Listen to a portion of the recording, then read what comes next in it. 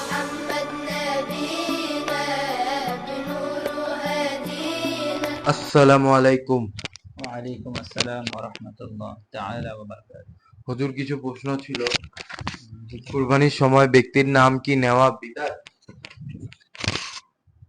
ইন্নাল হামদুলিল্লাহ ওয়াসসালাতু ওয়াসসালামু আলা রাসূলিল্লাহ আম্মা বা'দ ফাআউযু বিল্লাহি মিনাশ শাইতানির রাজীম বিসমিল্লাহির রহমানির রহিম।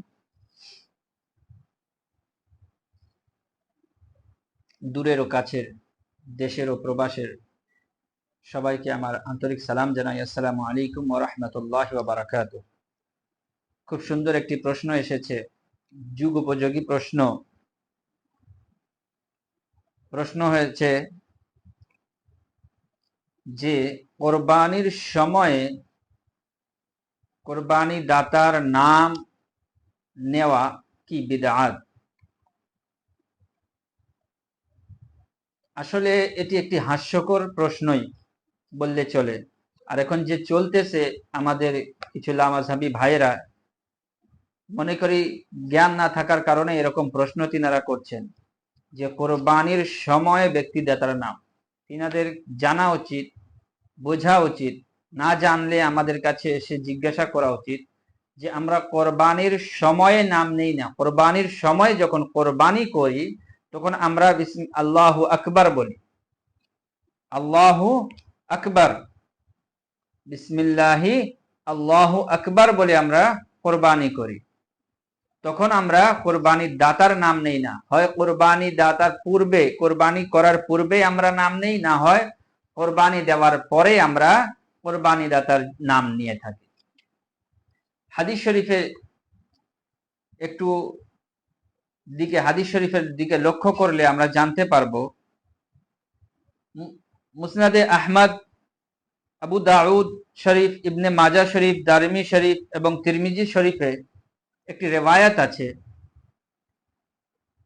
যেখানে আল্লাহ রাসূল সাল্লাল্লাহু আলাইহি ওয়াসাল্লাম দুটি ধূসর রঙের দুম্বা, খাসি দুম্বা আনালেন, এনে তাদেরকে শোয়াইলেন। হাদিসের ভাষায় ধূসর রঙের দুটি দুম্বা, শিংওয়ালা খাসি দুম্বা জবহ করেছেন আল্লাহ রাসূল সাল্লাল্লাহু আলাইহি সাল্লাম। যখন উভয় দুম্বাকে কিবলামুখী করে শোয়ালেন তখন আল্লাহ রাসূল সাল্লাল্লাহু আলাইহি সাল্লাম বললেন, আমি আমার চেহারাকে সম্মুখীন করলাম ওই সত্তার দিকে যিনি আসমান সমূহ ও জমিন সমূহকে সৃষ্টি করেছেন। সুবহানাল্লাহ। তারপর আল্লাহ রাসূল সাল্লাল্লাহু আলাইহি সাল্লাম ইরশাদ করেছেন, আমি মিল্লাতে ইব্রাহিমের উপর প্রতিষ্ঠিত, আমি মুশরিকদের অন্তর্ভুক্ত নই। অবশ্য আমার নামাজ, কোরবানি, হায়াত, মৃত্যু সমস্ত জাহানের প্রভু আল্লাহর জন্যই, যার কোনো শরীক নেই। সুবহানাল্লাহ। এর সাথে আমাকে হুকুম দেওয়া হয়েছে, আমি হলাম মুসলিমদের অন্তর্ভুক্ত।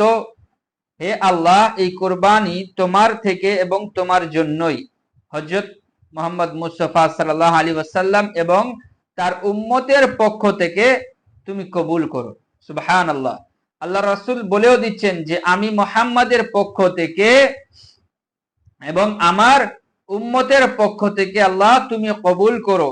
এটি বলার পর আল্লাহ রাসূল সাল্লাল্লাহু আলাইহি ওয়াসাল্লাম তখন কি বললেন? বিসমিল্লাহি আল্লাহু আকবার বলে তিনি জবেহ করলেন। তো বোঝা গেল জবেহ আমরা বিসমিল্লাহি আল্লাহু আকবার বলেই করি, নাম আমরা হয় পূর্বে নেই। এটাই সুন্নাত। দিস ইজ নট বিদআত। এটি বিদআত নয়, এটি সুন্নাত। হাদিসের জ্ঞান থাকলে তাহলে মনের মধ্যে বা মাথায় এরকম প্রশ্নই আসতো না, যেটি সুন্নাত সেটাকে কিভাবে বিদআত বলে কেউ। তাহলে এটা আমাদেরকে মাথায় রাখতে হবে, আহলে সুন্নাত ওয়াল জামাতের আকীদা হলো কোরবানির সময়, যে সময় কোরবানি করি আমরা বিসমিল্লাহি আল্লাহু আকবার বলে করি, তার আগে কোরবানি দাতার নাম বলি। এখন প্রশ্ন আসলো কেন? নিয়ত তো আছে। আলহামদুলিল্লাহ, নিয়ত তো থাকেই। আমাদের কিছু ভাইদের আপত্তি আছে যে নিয়ত থাকলেই হয়ে যাবে। তাদেরকে জিজ্ঞাসা করি বা তাদের সাথে একটি আমরা সামাজিক যেটা প্রথা, এটা একটু কথা বলি। যারা এরকম বলে যে নিয়ত থাকলেই হবে, তাদের বোনের জন্য বিবাহের প্রস্তাব পাঠান। বিবাহের প্রস্তাব পাঠিয়ে যেভাবে সমাজে চলে, বরযাত্রী নিয়ে যাওয়া হয়, নিয়ে যান। না হয় মসজিদেই নিয়ে গেলেন, নিয়ে যান। মসজিদে গিয়ে বসলেন, উঠে চলে আসলেন, বউকে নিয়ে চলে আসলেন, কোনো ইজাব ও কবুল করার দরকার নেই। এখন বলবেন কেন? যদি কারণ নিয়ত তো ছিল ভাই, আমি বউ আনতে গিয়েছিলাম, আমার নিয়ত তো ছিল বিবাহ করার, কবুল বলতেই হবে। তখন প্রশ্ন করবেন যে কেন, আমার নিয়ত ছিল, আমি সেজন্য 10 জনকে নিয়ে এসেছি, 2 জনকে নিয়ে এসেছি, বা সাক্ষীকে নিয়ে এসেছি, নিয়ত ছিল বলেই তো নিয়ে এসেছি, তোমার এলাকায় এসেছি, মসজিদে এসেছি, নিয়ত ছিল তাই তো এসেছি। একটি কার বুক করেছি বা মাইক্রো বুক করেছি, নিয়ত ছিল তখন তো এসেছি। ডেট করেছি, নিয়ত ছিল তাই তো একটা বিবাহের ডেট ঠিক করেছি, নিয়ত ছিল তাই এসেছি, অতএব তোমার বোনকে দাও, আমরা নিয়ে যাই, কবুল বলবো না আমি। তখন দেখেন কি বলে তারা, তখন ঠিকই বলবে যে না, কবুল বলতে হবে। তাই অতএব এই ঝামেলায়, এখনকার এই ফিতনাগুলো থেকে দূরে থাকাই আমাদের জন্য শ্রেয়, আমাদের জন্য ভালো।